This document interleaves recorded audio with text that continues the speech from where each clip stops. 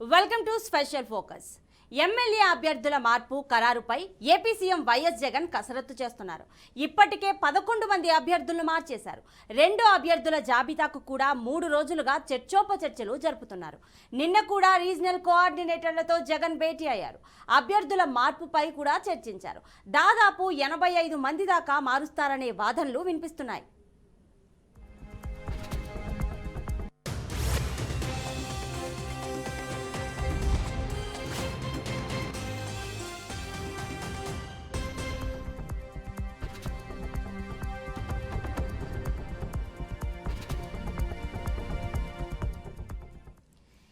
MLA అభ్యర్థుల మార్పు ఖరారుపై AP CM YS Jagan కసరత్తు చేస్తున్నారు.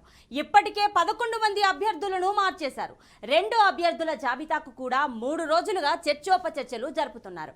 నిన్న కూడా రీజనల్ కోఆర్డినేటర్లతో జగన్ భేటీ అయ్యారు. అభ్యర్థుల మార్పుపై చర్చించారు.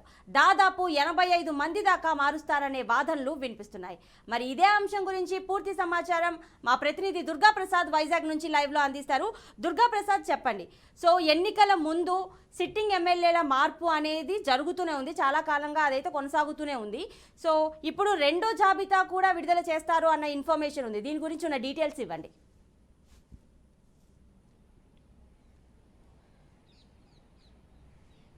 ప్రతిభ, ఈసారి జరగబోయే ఎన్నికలు మాత్రం వైఎస్ఆర్ కాంగ్రెస్ పార్టీకి అత్యంత ప్రతిష్టాత్మకంగా మారాయి. అదేవిధంగా తెలుగుదేశం పార్టీ కూడా చావో రేవో అన్న రీతిలోని ఇప్పుడు ముందుకు వెళ్లడం జరుగుతుంది. ఇందులో భాగంగానే ఇప్పటికే జనసేన, తెలుగుదేశం పార్టీ కలిసి ఉమ్మడిగా పోటీ చేస్తున్నాయి. ఎట్టి పరిస్థితుల్లో కూడా వైసీపీని ఓడించాలనే లక్ష్యంతోనే వాళ్ళంతా కూడా ముందుకు వెళ్లడం జరుగుతుంది. అలాగే జనసేన పార్టీ కూడా మరింత పంతం పెంచుకొని గతంలో 151 సీట్లు వస్తే ఈసారి 175కు 175 కూడా కొట్టాలని చెప్పేసి గట్టి ప్రయత్నాలతోనే ఉన్నారు. ఇందులో భాగంగానే అనేక మార్పులు చేర్పులు కూడా చేస్తున్నారు. సర్వేల ఆధారంగా అన్ని నియోజకవర్గాల్లో కూడా అభ్యర్థులు మార్పు చేసిన దానికి గట్టి కసరత్తే జరుగుతుంది. ముఖ్యంగా విశాఖ జిల్లాలో మాత్రం రోజు రోజుకి పరిణామాలు చాలా వేగంగా మారిపోతున్నాయి. మొన్న ఎమ్మెల్సీ వంశీకృష్ణ పార్టీకి రాజీనామా చేసి జనసేనలో చేరిపోవడం జరిగింది. తాజాగా కొద్దిసేపటి క్రితమే మాజీ బ్రాహ్మణ కార్పొరేషన్ చైర్మన్ సీతంరాజు సుధాకర్ కూడా ఆ పార్టీకి రాజీనామా చేసి జనసేనలో చేరబోతున్నారని చెప్పి ఒక సమాచారం అందింది. వీళ్ళంతా కూడా కేవలం టికెట్ ఆశించారు ఇన్నాళ్ళ నుంచి కూడా. అయితే వాళ్ళ అభ్యర్థులు పై జరిపినటువంటి సర్వే ఏదైతే ఉందో వాళ్ళకి అనుకూలంగా రాలేదు. ఎందుకంటే వాళ్ళందరికీ కూడా కొంతవరకు ప్రజా వ్యతిరేకత రావడంతో అధిష్టానం వాళ్ళకి టికెట్లు కేటాయించలేమని చెప్పడంతో వాళ్ళు ఇంకా తప్పనిసరి పరిస్థితుల్లో వాళ్ళంతా కూడా పార్టీ మారే పరిస్థితికి వెళ్తున్నారు. ఇందులో భాగంగా ఇప్పటికే అనేక మందికి అధిష్టానం కూడా స్పష్టం చేయడం జరిగింది. ముఖ్యంగా ఉమ్మడి విశాఖ జిల్లాలో 15 నియోజకవర్గాలు ఉంటే ఇందులో సౌత్ నియోజకవర్గం అంటే విశాఖ దక్షిణ నియోజకవర్గం, ఇది పాత నగరం అని కూడా అంటారు. ఇక్కడ మాత్రం వర్గపోరు తారాస్థాయిలో ఉందని చెప్పాలి. ఇక్కడ ఎమ్మెల్యే వర్సెస్ కార్పొరేటర్లు అన్నది చాలా తీవ్ర స్థాయిలో వర్గపోరు ఇక్కడ నడుస్తూనే ఉంది. ఇక్కడ ఎమ్మెల్యేని వ్యతిరేకిస్తూ కార్పొరేటర్లంతా కూడా ప్రతిరోజు కూడా ఏదో ఒక ప్రకటన విడుదల చేయడం, ఎమ్మెల్యేని ఆరోపించడం జరుగుతుంది. మరోవైపు ఎమ్మెల్యే కూడా వీళ్ళెవరినీ కూడా పట్టించుకోకుండా తన వంతు తానుగా సొంతంగానే మొత్తం నియోజకవర్గం అంతా కూడా చుట్టేస్తూ ప్రచార కార్యక్రమాల్లో దూసుకెళ్లిపోతున్నారు. అలాగే సేవా కార్యక్రమాలు కూడా చేయడం జరుగుతుంది. ఎవరు ఊహించిన విధంగా విశాఖ దక్షిణ నియోజకవర్గం నుంచి ఈసారి మాత్రం 12 నుంచి 15 మంది అభ్యర్థులు ఎమ్మెల్యేగా పోటీ చేయడానికి సిద్ధపడుతున్నారంటే ఈ నియోజకవర్గంలో ఎంతవరకు పోటీ ఉందన్నది మనకే అర్థమవుతుంది. ఎందుకంటే ఇక్కడ ఉన్నటువంటి చాలా మంది కార్పొరేటర్లు వీళ్ళంతా కూడా ఎమ్మెల్యేగా పోటీ చేయాలని చాలా గట్టి ప్రయత్నాలే చేస్తున్నారు. అదేవిధంగా ఇప్పుడు ఉన్నటువంటి ఎమ్మెల్యే వాసుపల్లి గణేష్ కుమార్ ఎవరితో ఆయన గతంలో తెలుగుదేశం పార్టీ నుంచి గెలుపొందారు. తర్వాత పరిణామాల నేపథ్యంలో వైఎస్ఆర్ కాంగ్రెస్ పార్టీకి మద్దతు ఇస్తూ కొనసాగుతూనే ఉన్నారు. ఇప్పుడు వైఎస్ఆర్ కాంగ్రెస్ పార్టీ కూడా అతనికి ఉన్నటువంటి ప్రజాదరణను చూసి అతనికే టికెట్ ఇస్తుందని చెప్పేసి అతను చాలా గట్టిగా స్పష్టం చేయడం జరుగుతుంది. తనకి ఈ నేపథ్యంలో హామీ కూడా వచ్చిందని చెప్పేసి ఆయన ప్రచారం కూడా చేసుకోవడం జరుగుతుంది.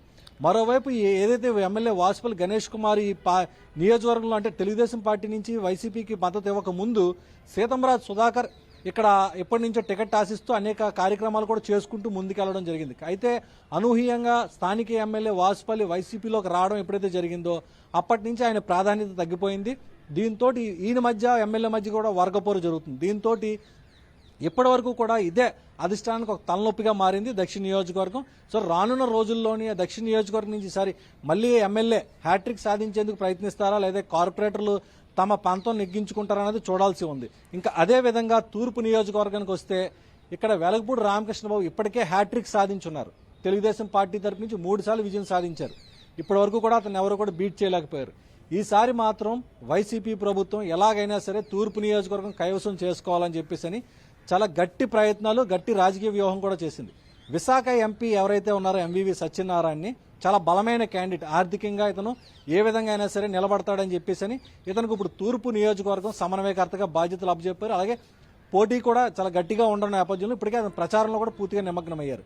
అయితే అప్పటి వరకు ఉన్నటువంటి ఆశావాళ్ళు ఎవరైతే ఉన్నారో ఎమ్మెల్సీగా ఉన్నటువంటి వంశీకృష్ణ, అలాగే అక్రమాని విజయ నిర్మల, ఎంవివికి ఇవ్వక ముందు అక్రమాని విజయ నిర్మల ఇక్కడ సమన్వయకర్తగా ఉండేవారు.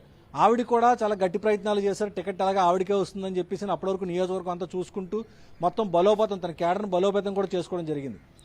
కానీ ఊహించిన విధంగా వీళ్ళిద్దరికీ కూడా అధిష్టానం షాక్ ఇచ్చింది. దీంతో వీళ్ళిద్దరూ కూడా కొంత అలకబూనారు. ఈ అలకలో భాగంగానే ఎమ్మెల్సీ వంశీకృష్ణ పార్టీకి రాజీనామా చేశారు. ఎందుకంటే అతను ఎప్పటి నుంచో తూర్పు నియోజకవర్గం నుంచి పోటీ చేయాలని ప్రయత్నంలో ఉన్నారు.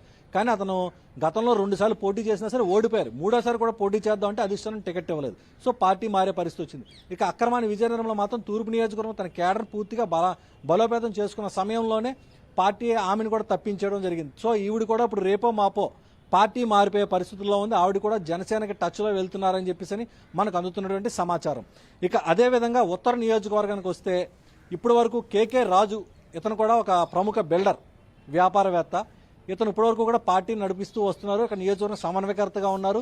చాలా పెద్ద ఎత్తున కార్యక్రమాలు కూడా చేసుకుంటారు. అయితే అందరూ కూడా ఇతనే ఎమ్మెల్యే అభ్యర్థి అనుకుంటున్నారు. కానీ రానున్న ఎన్నికల్లో పరిణామాలు మారుతున్నాయని చెప్పేసి మనకు అందుతున్న సంకేతం. మరొక బిల్డర్ కూడా కాయల వెంకట్రావు, అతను కూడా ఆర్థికంగా మంచి బలం ఉన్న వ్యక్తి. అతన్ని కూడా దింపే అవకాశం ఉంటుందేమో అని చెప్పేసి గట్టిగా ఇక్కడ పుకార్లు వినిపించడం జరుగుతుంది. ఇంకా తెలుగుదేశం పార్టీ నుంచి అయితే మాత్రం ఉత్తర నియోజకవర్గం నుంచి గంటా శ్రీనివాసరావు గతంలో పోటీ చేశారు, గెలుపొందారు. కానీ ప్రస్తుతం ఆయన ఆ నియోజకవర్గం నుంచి మళ్ళీ పోటీ చేస్తారని మాత్రం నమ్మకం లేదు.